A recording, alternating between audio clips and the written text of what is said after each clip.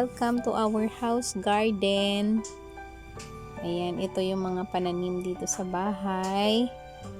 Actually, di ako familiar sa mga pangalan ng mga plants. Pero yung nakakatuwa kasi medyo matataba sila.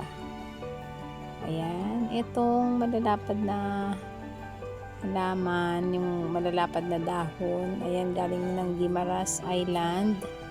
Dala ng bilas ko. Ayan. Ayan, tsaka yan pa Ayan, basta yan yung mga malalapad na dahon na yan. From Guimaras. Ayan, ang daming pananim dito. Actually, ito sa biyanan ko to ng mga pananim. Mother-in-law ko. So, ayun.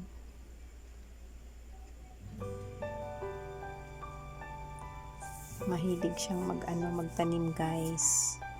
Ako din, meron din ako mga tanim sa bahay. Ayan. Maliit lang yan eh. Ayan na, dumami na. Tumaba na siya.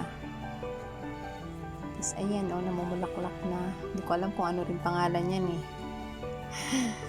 Ayan. Tapos ito, ayan guys, namumulaklak din yan. Yung mataas na yan.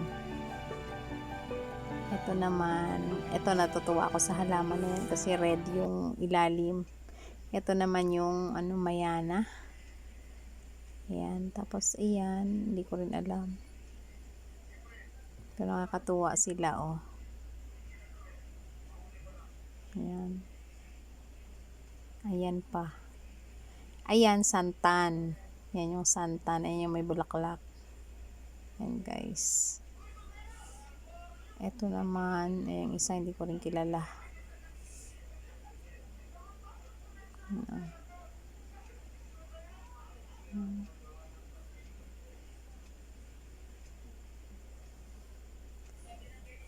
Ayan, so marami. Yun yung iba maliliit pa. Yun, ewan ko kung ano yan. Pero nakakatuwa pag maraming mga halaman, 'di ba, sa bahay, nakaka-relax. Ayan naman, insulin. Pwede daw yan sa mga diabetic, ninunguya nila. Tapos yung isa, di ko alam kung parang colitis, favorite ng mga pusa. Ayan kung napapansin niyo yung walang dahon, paborito ng pusa.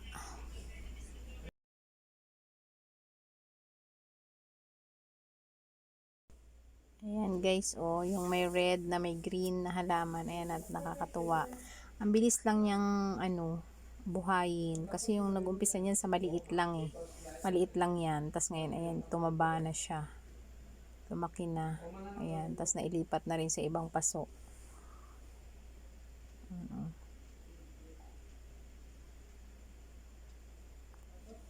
Ayan, inaayos ni nanay yung kanyang mga pananim. Ayan yung Chinese bamboo, yung may tali. Yung isa parang nalanta Ayan, ito naman is, ewan ko kung ano yan, mukhang parang oregano siya, pero hindi naman siya oregano. Tapos yan, hindi ko rin alam kung anong pangalan. Basta maraming klase ng halaman guys, iba-iba. Ayan.